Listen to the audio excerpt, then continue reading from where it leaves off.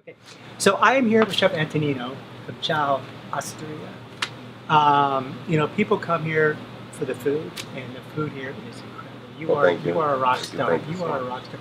So how did you start cooking, and where did this passion come from? Well, first of all, between my grandmother, my mom, my aunt, back home in Italy, and then I started to work in a few restaurants in Italy, and then I decided to come to the States, and I opened up a few restaurants, and that's where the passion, you know, but it all started from Sicily. Recipes from your Recipes from my mom? mom, from my grandmother, especially the cannoli. That's a recipe from my grandmother, Uh-huh. my mom. Now, did they write them down, or was it just all in their head? It was all in, nothing's written down. Just throw a little bit of this in. A little bit of this, a little bit of that, but then it's just the remembrance of all the flavors to bring them back, and that's something that's hard, but that's what makes the food the passion. You have to do it with the heart, or it's not going to be Is that as it, great. right? How many hours a day are you here? We do about 10-hour, 11-hour shifts. It shows up in the food because You it have is. to be here. What are some of your favorite dishes here? Favorite dish that I like is our ribeye. And then we have that we call spaghetti aglio olio. What's that? It's garlic, extra virgin olive oil, a little bit of red pepper, parsley, a little bit of cheese. So very simple. It's simple, but it's the poor man's pasta basically, and it's phenomenal, and it's one of the best. The simpler the better. One of the things very fun to watch is the pasta in the cheese filled. Oh, the cheese wheel. Where did you come up with that? Well, that's something that they do in Italy, and Oh, they usually do a carbonara, but I came up with the lobster dish. Uh-huh.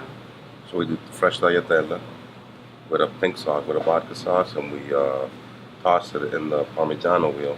So basically, the Parmigiano melts, and you have that gooiness of the cheese Nice. going Nice.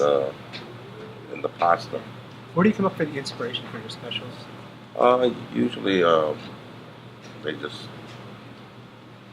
I mean, I'm always researching, Always thinking. and I dine out a lot, so I always get try different foods, different cultures, and it just comes naturally. I guess it depends on what you have available to at that time.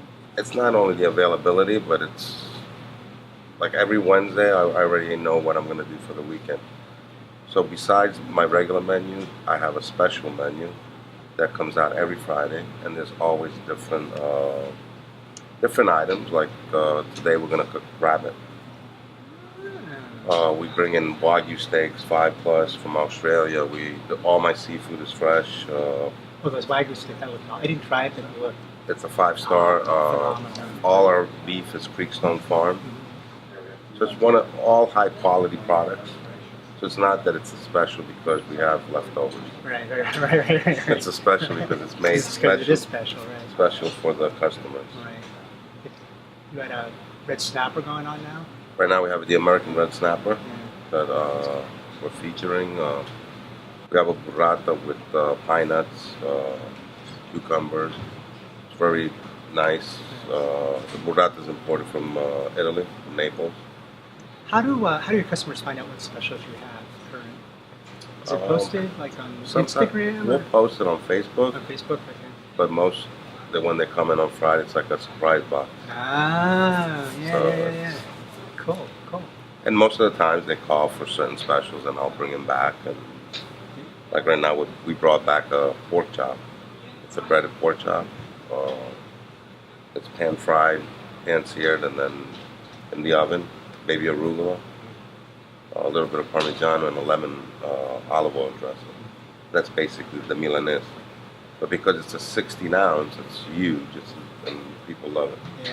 My son Hugh, who works here, he brought back a pizza that was a prosciutto and arugula. The prosciutto arugula. Oh, so good. So good. You don't find that in many places. No.